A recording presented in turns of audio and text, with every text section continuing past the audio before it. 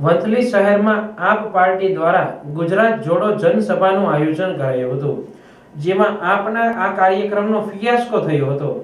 વંથલીના સખર ભવનમાં જનસભાનું આયોજન થયું હતું। શહેરીજનો ન પધારતા આ કાર્યક્રમનો ફિયાસ્કો થયો હતો। આપના સ્થાનિક કાર્યકરો અને લોકો વચ્ચે સંકલનના અભાવને કારણે કાર્યક્રમનો ફિયાસ્કો થયાની ચર્ચાઓ થઈ હતી। વંથલીમાં આપના કાર્યકરોની નિષ્ક્રિયતા પણ કાર્યક્રમના ફિયાસ્કાનું કારણ હોઈ શકે તેવી ચર્ચાઓ થઈ રહી છે। ત્યારે આ અંગે આપ પાર્ટીના મહિલા આગેવાન રેશમા પટેલે જણાવ્યું કે સમગ્ર ગુજરાતમાં આમ આદમી પાર્ટી દ્વારા ગુજરાત જોડો અભિયાન ચાલી રહ્યું છે। એ અંતર્ગત અમે નાની નાની સભાઓ, ગ્રામ સભાઓ અને મીટિંગ કરીએ છીએ। આગામી દિવસોમાં અમે મોટી સભાના આયોજનના ભાગરૂપે માણાવદર વિધાનસભા વિસ્તારમાં પણ મોટી સભા કરીશું। ગુજરાતની જનતા ખૂબ જ ત્રાસી ગઈ છે। ભાજપના ભ્રષ્ટાચારથી કંટાળી છે। રોડ રસ્તા જેવા પ્રાથમિક પ્રશ્નોથી પણ કંટાળી છે। તો આ દરેક વસ્તુને લઈને લોકો અમારી સાથે ખૂબ મોટી સંખ્યામાં જોડાઈ રહ્યા છે। લોકોની લાગણી આમ આદમી પાર્ટી સાથે છે અને એ અમારી તાકાત બને। અમે કામની રાજનીતિ કરીએ છીએ। અમારા સંગઠનને મજબૂત કરવા માટેની અમારી રાજનીતિ છે। એમાં અમારા સંગઠનના સાથીઓ જોડાઈ રહ્યા છે।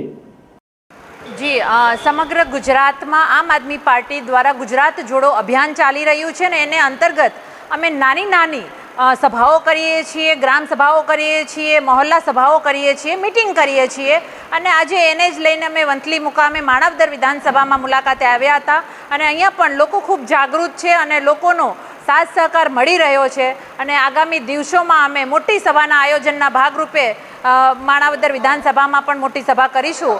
એટલે અમને ખબર છે કે ગુજરાતની જનતા ખૂબ ત્રાસી ગઈ છે ભાજપથી, ભાજપના ભ્રષ્ટાચારથી કંટાળી છે, રોડ રસ્તા જેવા પ્રાથમિક પ્રશ્નોથી પણ કંટાળી છે। તો આ દરેક વસ્તુને લઈને લોકો અમારી સાથે ખૂબ મોટી સંખ્યામાં જોડાઈ રહ્યા છે। લોકોની લાગણી આમ આદમી પાર્ટી સાથે છે અને એ અમારી તાકાત બને છે। એટલે આવનારી તાલુકા પંચાયત, જિલ્લા પંચાયત અને જે સ્થાનિક સ્વરાજની ચૂંટણીઓ આવશે એમાં આમ આદમી પાર્ટીને વિજય બનાવવા માટે લોકો ઘરમાંથી બહાર આવે છે, ગામમાંથી બહાર આવી રહ્યા છે। એ અમારી શક્તિ વધારે છે અને હું ગુજરાતની જનતાનો ખૂબ ખૂબ આભાર માનું છું કે અમારી શક્તિ બનવા બદલ આપ સૌનો ખૂબ ખૂબ આભાર।